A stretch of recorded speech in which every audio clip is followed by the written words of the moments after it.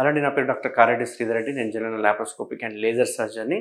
నేను treatment range హాస్పిటల్లో కన్సల్టెంట్గా work చేస్తున్నాను. ఈ ట్రీట్మెంట్ రేంజ్ హాస్పిటల్ అనేది KPHB road number 4 Kukatpally, Hyderabad అవైలబుల్గా ఉంది. సో చాలామందికి పైల్స్ అంటే భయం ఉంటుంది. ఎందుకంటే పైల్స్ అనగానే ఎంబారస్గా ఫీల్ అవుతారు.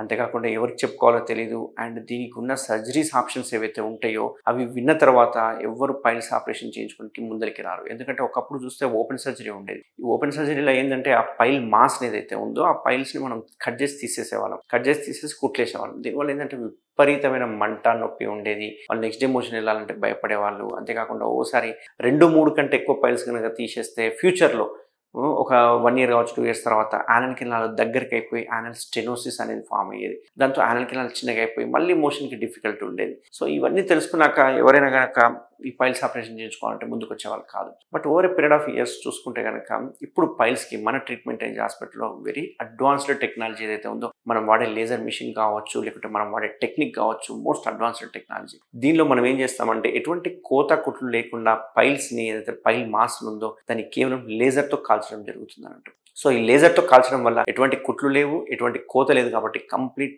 పెయిన్లెస్ టెక్నాలజీ అన్నట్టు. అసలు పెయిన్ అనేది ఉండదు అండ్ ఇమ్మీడియట్గా రిలీఫ్ వస్తుంది అన్నట్టు. అంతేకాకుండా గ్రేడ్ 3, గ్రేడ్ 4 కనుక ఉంటే దాన్ని పైల్స్ని లేజర్తో పాటు మనము స్టేప్లర్ వాడడం వల్ల 100% పైల్స్ని అరికట్టవచ్చు. అండ్ రికరెన్స్ రేట్ కూడా తక్కువ ఉంటుంది. చాలామందికి ఓసారి ఆ స్కిన్ ట్యాగ్స్ అనేవి కూడా కనిపిస్తూ ఉంటాయి. ఆ స్కిన్ ట్యాగ్స్ని చూసి చాలామంది పైల్స్ అనుకుంటుంటారు, బట్ అవి skin tags. So skin tag తీయాల్సిన అవసరం లేదు, కానీ పైల్స్ని మాత్రం లేజర్తో కాల్చడం వల్ల 100% రిజల్ట్స్ వస్తాయి. సో ఈ పైల్స్ సిమ్టమ్స్ ఏముంటాయి, అసలు పైల్స్ రావడానికి ముఖ్య కారణం ఏంటి అనుకుంటే కనుక, ఈ పైల్స్ రావడానికి ముఖ్య కారణము, ఏకైక కారణము మలబద్ధకం, కాన్స్టిపేషన్.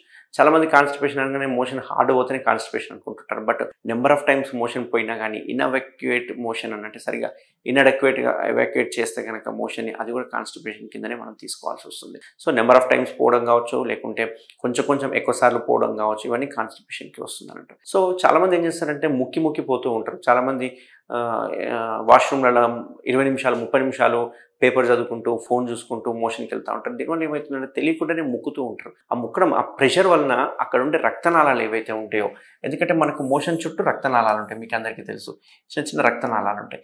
మోషన్ ముక్కి వరకు ఏమవుతుందంటే ఈ రక్తనాళాల మీద, గోడ మీద ప్రెషర్ పెరిగిపోయి మెల్లగా ఈ రక్తనాళాలు కిందికి సాగుతూ ఉంటాయి అన్నట్టు. సో ఈ ప్రొసీజర్ చూసుకుంటే ఈ పైల్స్ రావడానికి ఏదో 2 రోజుల్లో 5 రోజులు వచ్చే ప్రొసీజర్ కాదు, 5 రోజులు వచ్చే కాంప్లికేషన్ కాదు. ఇవి ఇయర్స్ టుగెదర్ స్లోగా మెల్లమెల్లగా జారుతూ ఉంటాయి అన్నట్టు, మెల్లమెల్లగా కిందికి సాగుతూ ఉంటాయి అన్నట్టు. సో పైల్స్ అనేవి ఒక రోజులో వచ్చేటివి కావు. చాలామంది ఏంటంటే ఒక రోజు ముద్దలాగా రాగానే నాకు పైల్స్ వచ్చేసేసినాయి, నాకు నిన్న మంచిగా ఉండే, మొన్న బాగుండే మోషన్, ఈరోజు ఒక్కరోజు మోషన్ హార్డ్ అయ్యే వరకు మొత్తం పైల్స్ బయటకు వచ్చినాయి అనుకుంటారు. బట్ ఇది ఒక రోజుతో వచ్చే ప్రొసీజర్ కాదు, ఒక రోజుతో వచ్చే కాంప్లికేషన్ కాదు. సో మంత్స్ టుగెదర్ ఇట్లా హార్డ్ మోషన్ పోవడం వల్ల, వాళ్ళకి తెలియకుండానే ముక్కి పోవడం వల్ల ఆ రక్తనాళాలు ఏవైతే ఉంటాయి అవి సాగి ముద్దలుగా తయారవుతూ ఉంటాయి. దాన్ని మనం పైల్స్ అంటాం అన్నట్టు. So piles nothing but only ఒక రక్తనాళాలు ఉబ్బడాన్ని మనం పైల్స్ అంటాం అన్నట్టు. సో ఇట్లా ఉబ్బి కిందికి జారిపోతూ ఉంటాయి. దానివల్ల ఒకసారి పెయిన్లెస్ బ్లీడింగ్ ఉంటుంది. పైల్స్ అనగానే మనకు చాలామంది రక్తం గుర్తొస్తుంటుంది. ఈ రక్తం పడడం కూడా చాలామందికి పెయిన్లెస్, మోషన్లో పడిపోతుంటుంది, తెలియకుండానే పడిపోతుంటుంది. చాలామందికి అట్లా రక్తహీనతలు కూడా వచ్చి ఉంటాయి అన్నట్టు. సో ఇది పెయిన్లెస్ బ్లీడింగ్ ఉంటుంది. అంతేకాకుండా కూర్చోడానికి రాదు, విపరీతమైన నొప్పి అనిపిస్తుంటుంది. అంతేకాకుండా మోషన్ అడ్డం పడుతున్నట్టు ఉంటుంది.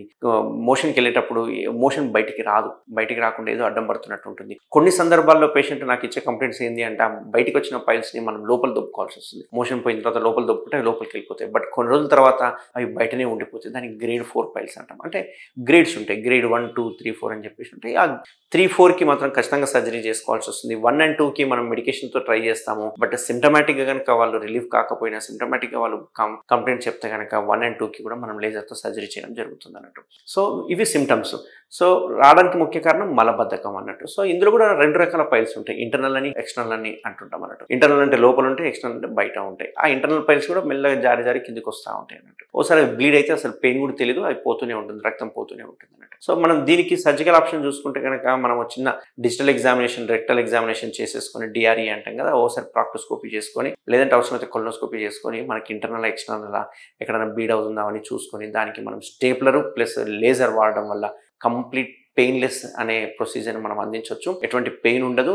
ఇప్పుడు ఎంత సింపుల్ అయిపోయింది అంటే పైల్స్ ఆపరేషన్, ఒకప్పుడైతే వారం 10 రోజులు బెడ్ రెస్ట్ ఉండేది. బట్ ఇప్పుడు సింపుల్ ఎంత అయిందంటే ఈరోజు మార్నింగ్ సర్జరీ చేస్తే నెక్స్ట్ డే డిశ్చార్జ్ అనేది జరుగుతుంది. అండ్ నెక్స్ట్ డే నుంచి వాళ్ళ పనులు చేసుకోవచ్చు, వాళ్ళ విధులకు వెళ్ళిపోవచ్చు. ఎటువంటి బెడ్ రెస్ట్ అవసరం లేదు, ఎటువంటి డ్రెస్సింగ్స్ అవసరం లేదు. అండ్ రిజల్ట్స్ చూసుకుంటే కూడా 100% పైల్స్కి మంచి రిజల్ట్స్ ఉంటాయి లేజర్ కమ్ స్టేప్లర్ చేయడం వల్ల. సో ఎవరికైనా పైల్స్ ఉంటే ఇప్పుడు నథింగ్ టు వరీ, అసలు 1% కూడా ఆలోచించాల్సిన అవసరం లేదు. నేను ట్రీట్మెంట్ రేంజ్ హాస్పిటల్ అవైలబుల్ ఉంటా. దీని కంప్లీట్ పెయిన్లెస్ ట్రీట్మెంట్ అందించే బాధ్యత నాది. Thank you very much.